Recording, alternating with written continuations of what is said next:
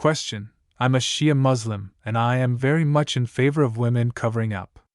But I have an issue with enforcing the veil on a governmental level. I don't think it is the responsibility of the government to tell women to wear the hijab, with the same reason why I don't think it's the responsibility of the government to enforce prayers or fasting. I am, however, trying to understand the perspective of the Islamic Republic of Iran, a country I deeply respect, on why they enforce the hijab. Can you convince me why you support mandatory hijab on women? And do you advocate that Iran takes similar measures on other religious obligations? Thank you. Also, just a disclaimer, I am against the riots that happened because of Masa Amini, so this is not coming from a place of sympathy for these rioters. Answer: Muslims are required by Quran to establish what Allah commanded, otherwise they are non-believers. The Islamic veil is only one such command and is not solely related to women, but also men. The Prophet of Islam invaded non-Islamic territories and established Islamic law, often to the repulsion of factions living in those territories. Many of those factions embraced the rule of Islam against their will. The word munafiq, or hypocrite, has its roots in that experience. All laws are de facto enforced. Government is the responsible institution to enforce laws. All governments have an obligation to enforce laws because they have a monopoly over power. Laws are the product of millions of years of human experience within a territory.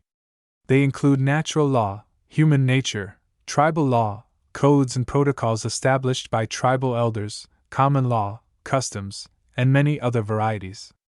Islamic law is the framework law where all of these other laws are incorporated and protected, on the condition that they do not violate the rules of Islam. In the history of Islam, the law of hijab was initially established in the city of Medina, where a police force named the Hizbah was established.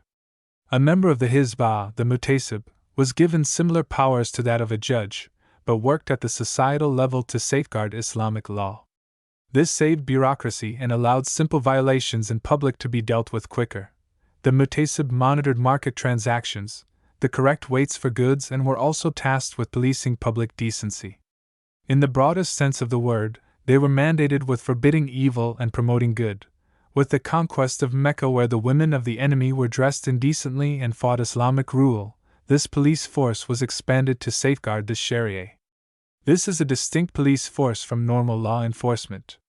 The latter deals with more complex violations with a magnitude that requires a judicial system and due process. Hijab is not only enforced in Islamic law, but also the customary law of Iran, the tribal laws of Iran, and even the pre-Islamic laws of Iran. None of these laws permit the dress code and public behavior that is being promoted by the enemies of Islam and their mercenaries today. Wearing something outside of government control has never been possible in any part of the modern world, so I would quickly discard that idea. We make our decisions based on the policies, permits, decisions, tax regulations that a government has imposed on us, and it will enforce those limitations on us even if it means using violence in the end. The human mind and body function in a social system. Virtually no choice we make is remotely free or autonomous. Whenever there is Islam, there are munafiqin, hypocrites.